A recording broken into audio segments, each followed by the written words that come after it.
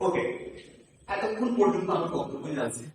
আমরা জানছি যে যদি দুইটা ভেক্টর রাশি থাকে, একটা ভেক্টর রাশি হচ্ছে পি এবং আরেকটা ভেক্টর রাশি হচ্ছে কিউ, অর্থাৎ দুইটা ভেক্টর রাশি একটা পি একটা কিউ, এরা যদি একসঙ্গে কোনো দিন মিলে একই সঙ্গে ক্রিয়া করে তাইলে এদের একটা লব্ধি ভেক্টর রাশি পাওয়া যায়। আর এখন কারণ হচ্ছে এর মান আরকে আমি যদি ভেঙে লিখতে চাই তাহলে নিশ্চয়ই পি এবং কিউ আকারে লেখা সম্ভব। একটা উদাহরণ দিয়ে বোঝার চেষ্টা করুন। দেখো, মনে করো এটা আমার হবে একটা এক্স অক্ষ একটা ওয়াই অক্ষ।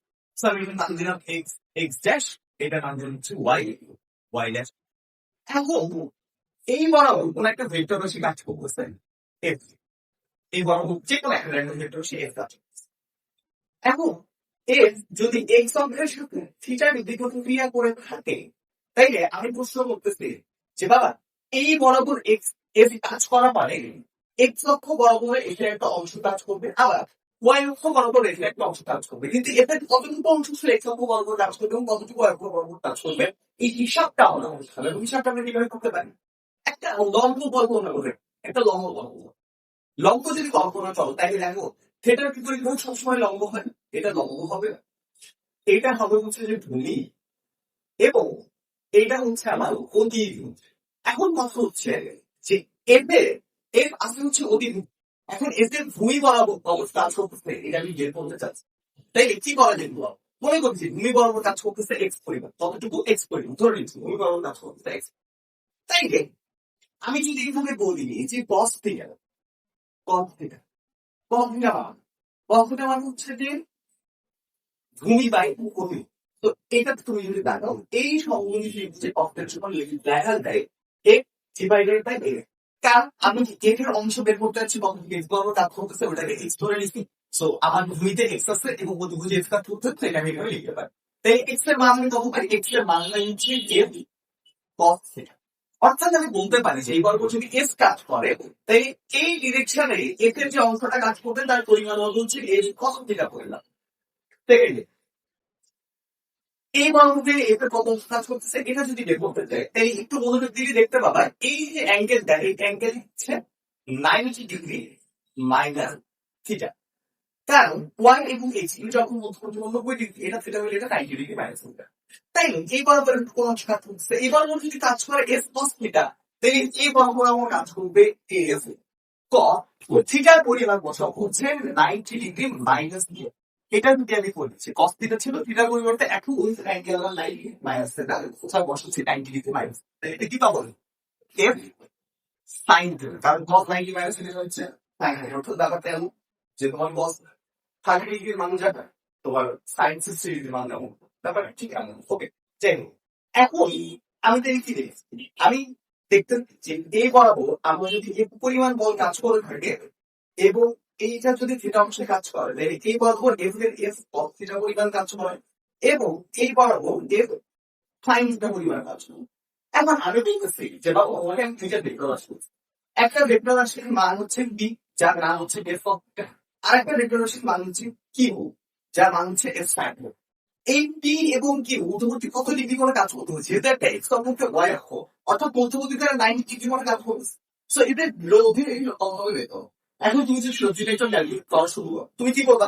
তুমি তো জানো যে লব্ধি আর সমান P square plus P square. তো পি স্কোয়ার যদি করো F square cos square theta plus Q square যদি করো F square sine square theta plus 2 P Q cos theta. So 2 p এর পরিবর্তে বসবে m sin theta into f cos theta into cos 90 degree, অর্থাৎ এটা হচ্ছে p, এটা হচ্ছে q, আর এটা হচ্ছে আমার cos theta, আর এটা হচ্ছে আগের মতো নিয়মিত ক্লাস। এটা হচ্ছে আমার লব্ধির পার্স, একটা পদের থেকে cos 90 এর মান কত হয় বলতো? cos 90 এর মান হচ্ছে 0, অর্থাৎ টোটাল ট্রান্সফার ভ্যানিশ, এতটুকু কোনো মানেই না। তাই আর সমান আমি কি পাই? আমার ইজিলি এক্স স্কোয়ার কমন যায়, কস square theta plus sine square, এই টোটালটা। এখন দেখ sign square theta cos square এটা হচ্ছে এক, অর্থাৎ আর সমান রুট ওভার এফ স্কোয়ার, অর্থাৎ আর স্কোয়ার এফ, অর্থাৎ দেখো লব্ধি কত পাইলাম? লব্ধি পাইলাম হচ্ছে এফ, এক্স্যাক্টলি এটাই বলতে চাচ্ছি, এটাই হচ্ছে আমাদের উপাংশিক বিভাজন। অর্থাৎ একটা লব্ধি আসবে, একটা লব্ধিকে তুমি ভেঙে দুইটা বিগ্রহ রাশি কনভার্ট করতে পারো, এটা হচ্ছে ওই রাশির উপাংশ হয়। এখন আমরা যে উপাংশগুলো কাজ করছি, এটা আসলে এক্স অক্ষ এবং ওয়াই অক্ষে, অর্থাৎ একে অপরের সাথে লম্ব অক্ষে ছিল, এই জন্য এই উপাংশকে বলা হয় লম্বাংশী। এখন উপাংশের বিভাজন আমাদের খুব গুরুত্বপূর্ণ একটা রকম, অর্থাৎ কোন একটা অ্যাক্সিসের যে কোনো সাথে একটা কোণ তৈরি করে, অ্যাক্সিসের সাথে একটা অ্যাঙ্গেল তৈরি করে যদি কোনো ভেক্টর রাশি কাজ করে, তাই দুই অ্যাক্সিস বর্গ সে ভেক্টর রাশি যোগ করা যায়। এটা আমাদের কেন গুরুত্বপূর্ণ? পরবর্তী হ্রাস করব। আমরা যখন দেখবো যে প্রাসের গতিটা এমন, একটা বস্তুকে এই বরাবর নিক্ষেপ করা হচ্ছে, তো বস্তুর গতিপথ হবে এমন, এই গতিপথে এই মুহূর্তে যখন বস্তুটা আসবো একটা র্যান্ডম টাইপের বস্তু এখানে, তখন দেখো বস্তু একটু বরাবর একটা সরল থাকে, আবার একই সাথে বস্তু ওয়াই অক্ষ বরাবর একটা সরল। তো তখন আমরা এই বস্তুর যখন আসে যেগুলো ভেক্টর, অর্থাৎ এই বস্তুর উপরে বল দিতে পারে, এই বস্তুর বেগ থাকতে পারে ভেক্টর আসে।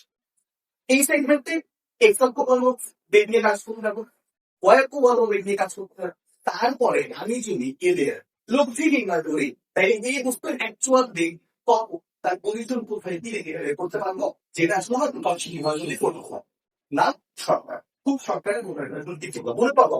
আমি বেশি চতুর্ভাগ দিচ্ছি। এইখানে এর পরিমাণ বল কাজ করতেছে, এইখানে কি কাজ, এইখানে এর পরিমাণ বল কাজ করতেছে, এইখানে দুইটা গুণ, এইখানে এইখানে এর পরিমাণ বল কাজ করতেছে, এইখানে দুইটা গুণ, এখানে এইদিকে এর পরিমাণ বল কাজ করতেছে, এইখানে থিটা। তাই এইটা যেহেতু থিটা ড্যাশ থাকবে, সেই পাশে হচ্ছে কস থিটা, উপাংশের বিভাজন এরকম, অর্থাৎ এইটা হবে এফ কস থিটা, এইদিকে হবে এফ সাইন থিটা। এই পাশে লিখা আছে এক্স অপশন আছে, এই বরাবর কাজ করবে এফ কস থিটা, এই বরাবর কাজ করবে এফ সাইন থিটা। এইখানে এই পাশে থিটা, এই পাশে থিটা আছে, এক্স অপশন আছে, এই বরাবর কাজ করবে এফ কস থিটা, এই বরাবর কাজ করবে এফ সাইন থিটা। এইখানে এই বরাবর কাজ করবে এফ কস থিটা, এই বরাবর কাজ করবে এফ সাইন থিটা। সো আমরা উপাংশিক বিভাজন বুঝলাম কিভাবে একটা ভেক্টর রাশিকে এক্স অক্ষ এবং ওয়াই অক্ষ ভাগ করে লেখা যায়, এবং লিখলে তার মানে পরিবর্তন হয় না, তার প্রমাণ আমরা দেখি। এই জিনিসটা আমরা যদি ঠিকঠাক মতো নতুনকে আমাকে কাজে লাগাতে পারি, তাইলে আমাদের নতুন কোনো ম্যাথই কখনো ভুল হবে। তো আমরা নেক্সট ক্লাসে উপাংশিক বিভাজন দিয়ে কিভাবে নতুন প্রবলেম সলভ করা যায়, সলিউশন পাওয়া যায় সেই জিনিস। Thank you.